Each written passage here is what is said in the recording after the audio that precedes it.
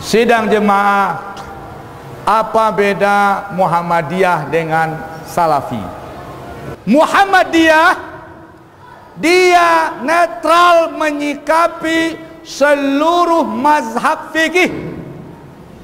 Dia akui Hanafi, dia akui Malik, dia akui Syafi'i, dia akui Hambali. Terus bagaimana dia? Dibuatlah lembaga tarjih. Dibuat lembaga tarjih. Jika ada kasus hukum, lembaga tarjih mengadopsi dari 4 imam mazhab. Bisa diambilnya nanti pendapat Abu Hanifah dalam satu kasus, kemudian Malik dalam kasus yang lain, atau Hambali dalam kasus yang lain, diputuskan dalam tarjih. Maka Muhammadiyah, ahlu sunnah wal jamaah, pengikut salafus saleh, pengikut mazhab yang 4. Salafi, apakah pengikut salafus saleh? Sudah saya sampaikan, Salafi bukan pengikut salafus saleh. Kenapa? Karena Salafi tidak bermazhab. Muhammadiyah menerima mazhab, Salafi tidak bermazhab. Bagaimana mengaku pengikut salafus saleh sementara salafus saleh itu bermazhab? Kita langsung ke Quran, kita langsung ke hadis. Ente siapa? Apa hukumnya mengikuti mazhab-mazhab? Boleh, mazhab-mazhab itu bagus ya. Mazhab-mazhab itu adalah para ulama yang mereka punya murid banyak. Jadi tidak ada para ulama sengaja bikin mazhab, nggak ada. Ya. Yang pertama mazhab Abu Hanifah. Abu Hanifah pintar, di zaman dia banyak orang pintar, tapi dia yang top. Akhirnya dia punya murid banyak, akhirnya ilmunya berkembang, jadi dia disebut mazhab Abu Hanifah. Setelah itu muncul Imam Malik, Imam Darul Hijrah, Imam Daril Hijrah, Imam Kota Madinah. Ada juga orang-orang sepantaran Imam Malik yang hebat-hebat, tapi dia punya murid banyak, akhirnya ilmunya berkembang, timbullah mazhab Imam Malik. Sebenarnya mazhab itu maksudnya metode belajar. Ini metode belajarnya Abu Hanifah, ini metode belajar Imam Malik. Ya. Di antara murid-murid Imam Malik ada Imam Syafi'i. Ternyata dia berkembang dan dia punya murid banyak lagi sehingga muncul lagi mazhab yang baru. Namanya mazhab Imam Syafi'i. Di antara murid Imam Syafi'i ada namanya Ahmad bin Hambal. Dia juga hebat. Akhirnya muncullah mazhab Hambali. Mereka tidak pernah sengaja untuk memproklamirkan membuat suatu mazhab, tapi itu berjalan dengan sendirinya. Sebenarnya di zaman dulu mazhab lebih dari 4. Ada mazhab Ishaq bin Rohawai, ada mazhab Sufyan Ats-Tsauri, ada mazhab Abu Thawr. Ya, tetapi mazhab-mazhab tersebut hilang. Kenapa? Karena tidak ada murid-muridnya yang meneruskan ilmu mereka. Tetapi secara pendapat masih termaktub dalam buku-buku fikih. Demikian juga termaktub dalam, sering disebutkan oleh Abu Isa At-Tirmidzi. Dan ini pendapat fulan disebutin. Tetapi secara mazhab sudah tidak ada karena tidak ada murid-murid yang meneruskan. Jadi bermazhab itu boleh. Anda belajar agama melalui metodenya Imam Syafi'i, silakan, tidak apa-apa. Yang dilarang adalah fanatik atau memaksakan harus bermazhab, itu jadi masalah. Ya.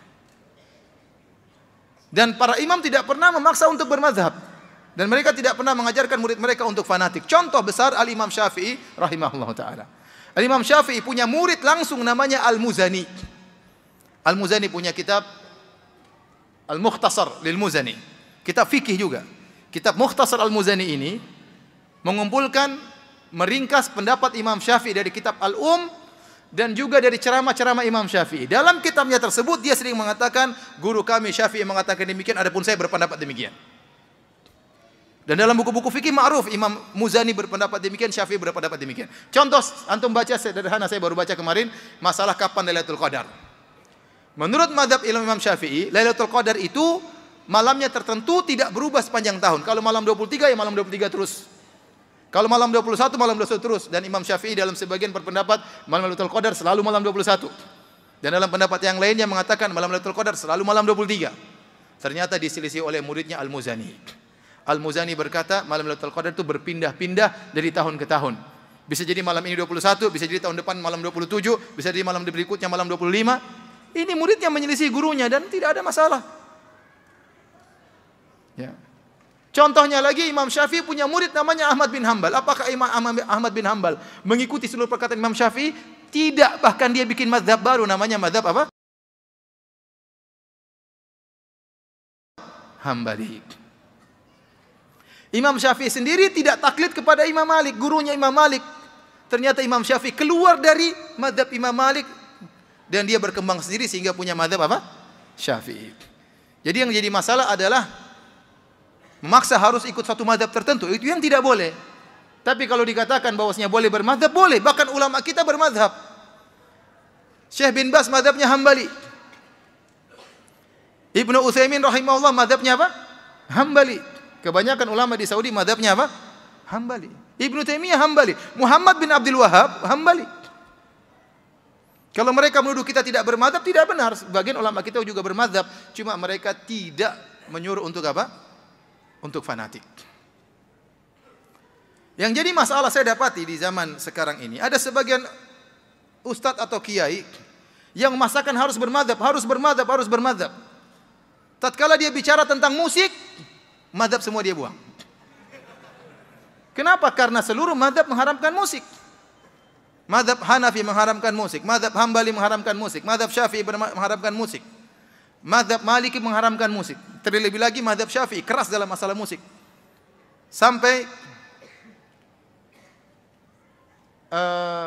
salah seorang ulama dari mazhab Syafi'iyah, Ibnu Hajar Al-Haytami, dalam kitabnya Az-Zawajir an Iktirafil Kabair, tentang peringatan terhadap dosa-dosa besar, dia memasukkan bermain alat musik termasuk dosa besar.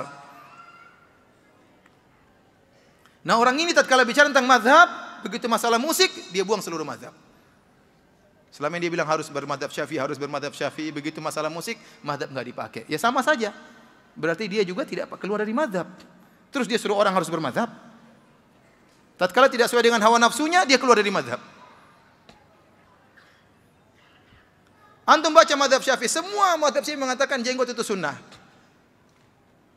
Sudah bicara jenggot, ya sudah tidak pakai mazhab. Enggak usah jenggot, enggak apa-apa. Gimana? Semuanya bilang sunnah. Semua mazhab bilang sunnah. Jadi maksud saya, bermazhab itu boleh dan itu baik. Seorang belajar fikih mazhab Syafi'i enggak ada masalah, bagus. Tapi tidak boleh apa? Fanatik. Kenapa? Karena para ulama mencontohkan demikian. Imam Syafi'i muridnya langsung Al-Muzani tidak fanatik sama Imam Syafi'i rahimahullah ta'ala. Bahkan sebagian ulama Syafi'iyah, ini antum bisa tanya langsung kepada Al-Ustadz Dr. Musyaffa hafizahullah ta'ala, karena risalah dia tentang usul fikih berkaitan dengan mazhab Syafi'i. Dia akan menjelaskan bahwasanya banyak ulama Syafi'iyah belakangan menyelisih usul Imam Syafi'i rahimahullah ta'ala. Bukan cuma menyelisih furu', bahkan menyelisih apa? Usul.